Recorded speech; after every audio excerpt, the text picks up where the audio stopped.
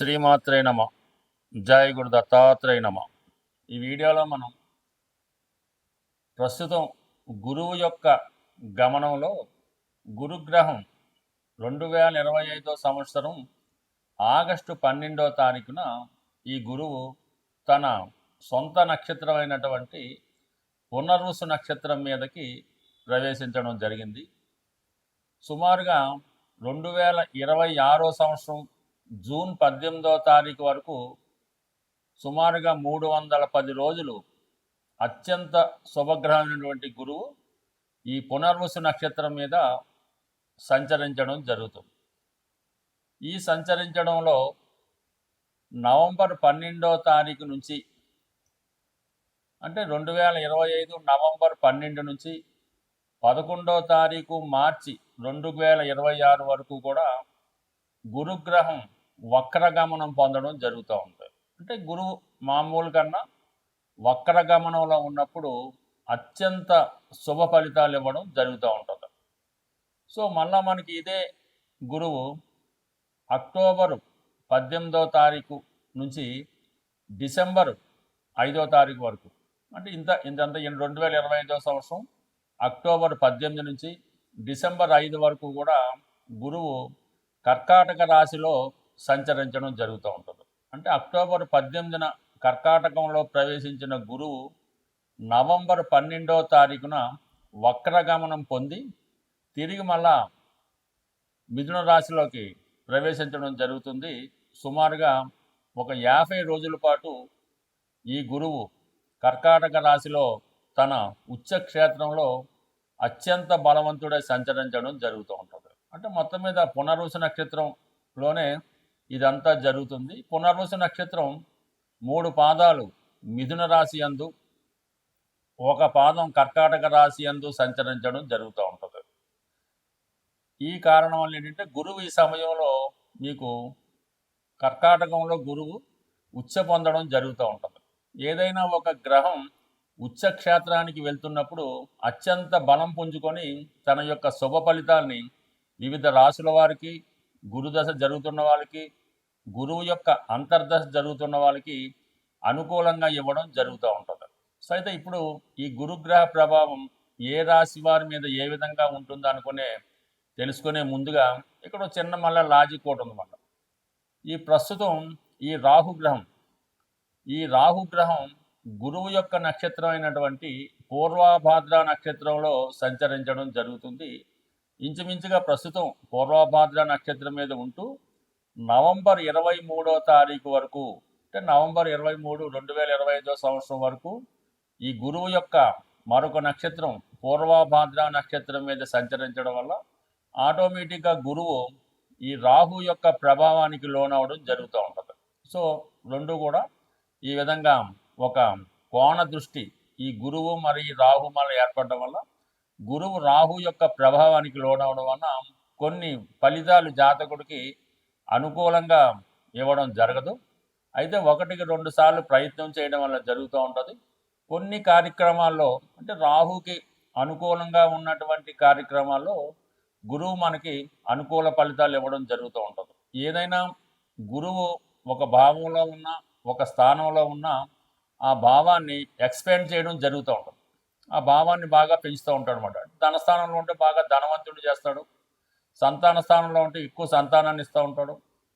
Same Rahu కూడా అదే రాహు కూడా ఏ భావంలో ఉన్నా ఆ భావాన్ని తన యొక్క పద్ధతిలో అంటే తనదైన మార్పు సృష్టించే విధంగా పెంచుతూ ఉంటాడు. ఏదైనా ఒక అనెతికల్ ఉందనుకోండి, ఏదైనా ఒక అనెతికల్ అంటే మామూలుగా ఏదంటే ఒక చెడ్డ అలవాట్లు ఉంటే దాన్ని బాగా పెంచుతూ ఉంటాడు. ఒక వ్యభిచారం అవ్వచ్చు, ఒక స్మగ్లింగ్ అవ్వచ్చు, ఇవన్నీ కూడా రాహు యొక్క లక్షణాలు. రాహు ఏదైనా ఒక విషయాన్ని విపరీతంగా పెంచి మళ్ళీ సడన్గా దానివల్ల డౌన్ఫాల్ ఇస్తూ ఉంటాడు. సో ఇప్పుడు ఈ రాహు మనకి నవంబర్ 12 వరకు,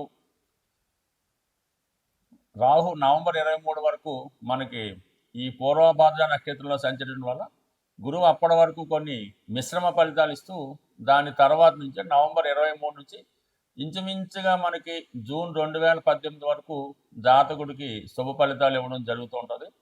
అందువల్ల ఏంటంటే ఏ రాశి వారికి ఏ విధమైనటువంటి ఫలితం రావడం జరుగుతుంటుందని తెలుసుకునే ప్రయత్నంలో గురువు యొక్క పునర్వసు నక్షత్ర ప్రవేశంతో సింహరాశి వారికి ఎటువంటి ఫలితాలు రాబోతున్నాయి అని వీడియోలో తెలుసుకుందాం. ఏదైనా గురువు తన సొంత నక్షత్రం అయినటువంటి పునర్వసులో ప్రవేశించినప్పుడు సంపూర్ణంగా తన యొక్క ఫలితాలు మాత్రమే ఇవ్వడం జరుగుతూ ఉంటుంది. అంటే గతంలో మీకు గురువు లాభస్థానంలో వచ్చినప్పటికి కూడా మరి మృగశిరలో ఉన్నప్పుడు కుజుని ఫలితాలు, ఆరుద్రలో ఉన్నప్పుడు రాహు ఫలితాలు, ఇప్పుడు పునర్వసులోకి రావడం వల్ల గురువు యొక్క ఫలితాలు తను ఇవ్వడం జరుగుతూ ఉంటుంది. మరి గురువుడు లాభస్థానంలో ఉండడం వల్ల ఇంచుమించుగా మీకు ఆగస్టు 12, 2025 నుంచి 18 జూన్ 26 వరకు సుమారు 310 రోజుల పాటు ఈ సింహరాశి వారికి గురువు సంపూర్ణంగా తన ఫలితాల్ని అందించబోతున్నాడు. అంటే ఎటువంటి మిక్సింగ్ ఉండదన్నమాట. ప్యూర్గా మీకు ఫలితాలు ఇచ్చేస్తాడు. అంటే ఏ భావ ఫలితాలు ఇస్తాడు? గురువు ప్రస్తుతం 11లో ఉన్నాడు కాబట్టి లాభస్థానం, దాన్ని మించిన స్థానం లేదు. లాభస్థానంలో గురువు ఉంటే ఇంకా సాక్షాత్తు మరి ఒక క్యాషియర్ లాంటి వాడు, అంటే కుబేరుడు లాంటి వాడు మనకి డబ్బులు ఇవ్వడానికి రెడీగా ఉన్నట్టు తెలుస్తూ ఉంటుంది. అలాగే 5వ స్థానానికి అధిపతి అవ్వడం వల్ల మన యొక్క పూర్వపుణ్యం యాక్టివేట్ అవుతుంది. పిల్లల యొక్క అభివృద్ధి, మీకు అదృష్టం మారుతూ ఉంటుంది. అంటే మీ ఆలోచనలు, మంచి ఆలోచనలు తీసుకోవడం వల్ల సక్రమైనటువంటి మార్గాల్లో ఆర్థికపరమైనటువంటి లాభాలు కలుగుతూ ఉంటాయి. అలాగే 8వ భావం ఆకస్మిక సంఘటనలు, కొన్ని శుభవార్తలు ఈ రాశి వారికి లభించడం జరుగుతూ ఉంటుంది. సో ఎస్పెషల్లీ మరి ఈ రాశి వారికి ఈ లాభస్థానంలో ఉన్నటువంటి గురువు ఏంటంటే ఎక్కువ రోజులు సంచరిస్తున్నాడు కాబట్టి ముఖ్యంగా మీ యొక్క ఎవరైతే సంతానం కొరకు ఎదురు చూస్తున్నారో అటువంటి వారికి సంతాన లాభం కలిగే అవకాశం ఉంది. అంటే పిల్లలు కోసం ఎదురు చూస్తుంటే కంప్లీట్గా మీకు ఈ సమయంలో మరి వైద్యుని సంప్రదించవచ్చు. లేదంటే మీకేమైనా ఈ మొక్కులు లాంటి ఏమైనా పెండింగ్ ఉంటే దాన్ని కంప్లీట్ చేసుకోవచ్చు. ఈ విధంగా ప్రయత్నం వల్ల సంతాన లాభం కలుగుతుంది ఎస్పెషల్లీ ఒకటి. దాని తర్వాత ఏంటంటే పిల్లల యొక్క అభివృద్ధి. పిల్లలు పుట్టిన తర్వాత వాళ్ళు ప్రయోజకులు అవ్వడం, వారికి పెళ్ళిళ్ళు వగైరా కోసం ఎక్కువ ఇబ్బంది పడటం జరుగుతూ ఉంటుంది. నవే డేస్లో ఎవరైతే అబ్బాయిలు ఉన్నారో వారికి వివాహం అన్నది పెద్ద సమస్యగా మారింది. అటువంటి వారికి ఎవరైతే మరి మనకి సింహరాశిలో ఉన్నారో వారి యొక్క పిల్లలకి పెళ్ళిళ్ళు జరగడం, ఉద్యోగాలు రావడం, వారికి ఉన్నటువంటి సమస్యలు మీకు పరిష్కారం అవుతాయి. ఇక్కడ మీ పూర్వపుణ్యం యాక్టివేట్ అవుతుంటుంది అన్నమాట. దానివల్ల అంటే మీరు కూడా అదృష్టవంతులు అవుతూ ఉంటారు. ఏదన్నా పిల్లలకి శుభం కలిగితే వ్యక్తిగతంగా మీరు పొందిన ఆనందం అన్నది అది వేరుగా ఉంటుంది కాబట్టి ఆ విషయంలో మీరు కంప్లీట్గా పిల్లల విషయంలో మంచి జరుగుతుంది. అలాగే చాలా కాలంగా మీకు ఏదన్నా రావాల్సినవి ఆగిపోయి ఉన్నా, ప్రమోషన్ ఆగిపోయి ఉన్నా, రావాల్సిన ధనం ఆగిపోయినా, ఏదైనా కోర్టులో కేసులు పెండింగ్ ఉన్నా అవి సడన్గా మీకు అనుకూలంగా తీర్పు వచ్చి పోగొట్టుకున్నటువంటి ఆస్తి తిరిగి సంపాదించుకునే అవకాశం ఉంటుంది. మొత్తం మీద ఏదన్నా లాభంలో గురువు ఉంటే మనం ఏ పని తలబెట్టినా అది దైవ సంకల్పంతోనూ పెద్దల అనుగ్రహంతోనూ మీకు ప్రాప్తించే అవకాశం ఉండదు. అయితే అక్టోబర్ 18 నుంచి మళ్ళీ డిసెంబర్ 5 మధ్యలో గురువు వ్యయ స్థానంలో ప్రవేశిస్తాడు. కర్కాటక రాశిలో ప్రవేశిస్తే అది మీకు 12వ స్థానం అవుతుంది. 12వ స్థానంలో వచ్చినటువంటి గురువు 4, 8, 12 భావాలు యాక్టివేట్ చేయడం వల్ల మీకు మోక్ష త్రికోణం యాక్టివేట్ అవుతూ ఉంటుంది.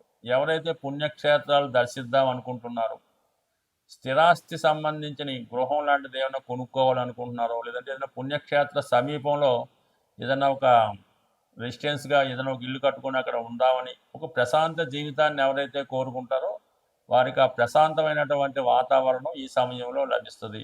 పుణ్యక్షేత్రాలు దర్శిస్తారు. విదేశంలో ఉన్నటువంటి మీ సంతానాన్ని లేదంటే మీ తల్లిదండ్రుల్ని కలుసుకునే ప్రయత్నం అయితే జరుగుతూ ఉంటుంది. ఎస్పెషల్లీ ఈ రాశి వారికి ఈ గురువు 12లోకి వచ్చినప్పుడు మీ యొక్క ఆగిపోయినటువంటి పనులు, అంటే చదువు ఆగిపోయింది పూర్తవుతుంది, ఇల్లు కట్టడం ఆగిపోయింది పూర్తవుతుంది, అలాగే బాకీ తీరుస్తున్నారు, అప్పు తీర్చలేకపోతున్నారు, కంపల్సరీగా మీరు అప్పుల నుంచి బయటపడతారు. సో ఏదో ఒక రాజకీయ పదవి ఆశిస్తున్నారు, అది ఈ సమయంలో రావడం జరుగుతూ ఉంటుంది. బట్ ఏదైనా సింహరాశి వారికి గురువు మిత్రగ్రహంగా, మిత్రుడైనటువంటి గురువు యొక్క నక్షత్రంలో ప్రవేశించడం సుమారుగా ఈ 310 రోజుల్లో కంప్లీట్గా మీకు ఈ సమయంలో ఎడ్యుకేషన్ పూర్తవడం, ఉద్యోగంలో చేరడం, పిల్లల అభివృద్ధి ఏదైతే మీరు ఆశిస్తున్నారో, అంటే కేవలం గురువు ఎప్పుడు కూడా శుభ ఫలితాలని, మంచి ఆలోచనలతో మంచి కార్యక్రమాలు ప్రయత్నం చేస్తే అవి నెరవేరుతాయి. గురువు కారకత్వాలైనటువంటి అన్ని భావాలు కూడా మీకు ఈ సమయంలో అనుకూలంగా రావడం జరుగుతూ ఉంటుంది. ఈ సమయంలో ఏంటంటే గురువు అంటే మీరు దైవాన్ని ఎంత బాగా సేవించాలి, ఆగిపోయినటువంటి మొక్కులు ఏమన్నా ఉంటే తీర్చుకోవాల్సి ఉంటుంది. ఎస్పెషల్లీ ఎన్ని గ్రహాలు మీకు అనుకూలంగా ఉన్నా మీ యొక్క జాతకంలో కొన్ని దోషాలు ఉండిపోతుంటాయి. ఎస్పెషల్లీ సింహరాశి వారికి పితృదోషం అని ఉంటుందన్నమాట. ఎందుకంటే రాశ్యాధిపతి రవి పాపగ్రహాలతో కలిసిన, ఎస్పెషల్లీ శనితో కలిసిన వారి యొక్క జన్మ జాతకంలో ఏర్పడినటువంటి పితృదోష ప్రభావం వల్ల జాతకుడు చాలా ఇబ్బంది పడుతుంటాడు. పిల్లల అభివృద్ధిలోకి రారు, ఉద్యోగ ప్రయత్నాలు ఫలించవు, చాలా చికాకులు ఎదుర్కోవడం, కొన్ని అనారోగ్య సమస్యలు, ఇంట్లో ఒక విచార వాతావరణం కనబడుతుంటుంది. ఆ విధంగా ఎవరైతే సింహరాశి ఉన్నారో, ఇప్పుడు గురువు మనకు అనుకూలంగా ఉన్నప్పుడు ఈ పితృదోష పరిహారాలు చేస్తే ఆ పరిహారం తొందరగా మనకి సాల్వ్ అయ్యి మీకు రావాల్సిన ఏమంటే వచ్చి శుభ ఫలితాలు వస్తాయి. కాబట్టి మరి సింహరాశి వారు ఎవరైతే మనం చెప్పిన ఫలితాలు మంచి ఏవి జరగడం లేదు, చాలా కాలంగా ఇబ్బందుల్లో ఉన్నాం అనుకుంటే మీ జాతకంలో పితృదోషం ఉందో లేదో గమనించండి. దాన్ని పరిష్కరించుకుంటే ఎంబటినే గురువు మీకు శుభ ఫలితాలు ఇవ్వడం ప్రారంభిస్తాడు. పితృదోషం ఉంటే మాత్రం మీ ఫలితాలు మీరు పొందలేకపోతుంటారు. ఈ విషయాన్ని సింహరాశి వారు, సింహ లగ్నం వారు గమనించవలసిందిగా. గురుగ్రహ అనుగ్రహం సంపాదించాలంటే మరి సాధారణంగా ఈ రాబోయే ఆశ్వీజ మాసం, ఈ కార్తీక మాసం, కొన్ని పండగలు వస్తుంటాయి కదా. కార్తీక మాసంలో ఎస్పెషల్లీ మీరు ఏదైనా ఒక శివమాల ధరించిన, వెంకటేశ్వర స్వామికి సంబంధించినటువంటి మాల ధరించిన, లేదంటే రేపు దసరాలో అమ్మవారికి సంబంధించిన సంకల్పం తీసుకొని మాల ధరించిన, లేదు అయ్యప్ప స్వామి దీక్ష తీసుకున్న, ఏదో ఒక దీక్ష మీరు, అది 40 రోజులు, అర్ధమండలం, 8 రోజులు, మీ యొక్క సంకల్పాన్ని బట్టి, భగవంతుడు మీకు ఇచ్చిన అవకాశాన్ని బట్టి ఇటువంటి దీక్ష మీరు చేయడం వల్ల మీకు గురువు యొక్క అనుగ్రహం తొందరగా లభించే అవకాశం ఉంది.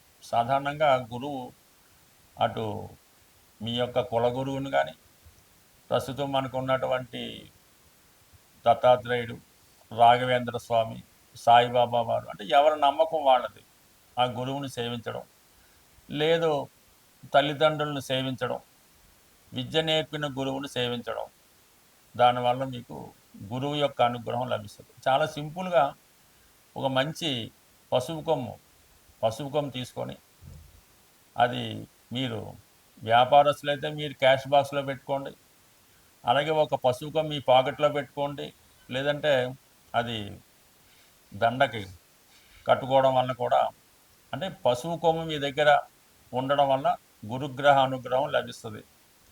అదే గురువారం రోజు దైవాన్ని పూజించడం, అంటే గురువారానికి గురువు అధిపతి అవుతుంటాడు.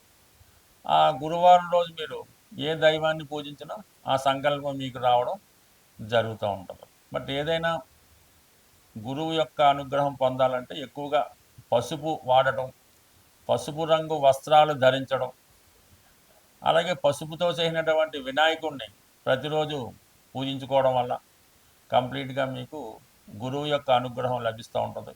లేదు నవగ్రహాల్లో ఉన్నటువంటి గురువు యొక్క స్తోత్రాన్ని పారాయణం చేయడం వల్ల అనేక కారణాలు, చాలా సింపుల్గా కూడా మీరు గురువు యొక్క అనుగ్రహం పొందవచ్చు. కేవలం విఘ్నేశ్వరుని గరికతో అర్చించడం వల్ల అయితేనే, వెంకటేశ్వర స్వామిని తులసి దళాలతో పూజించడం వల్ల అయితేనే, శివుణ్ణి శుభ్రమైనటువంటి గంగాజలంతో అభిషేకం చేయడం వల్ల అయితేనే, సో ఏ కార్యక్రమం చేపట్టినా కంప్లీట్గా మీకు గురుగ్రహ అనుగ్రహం లభిస్తుంది.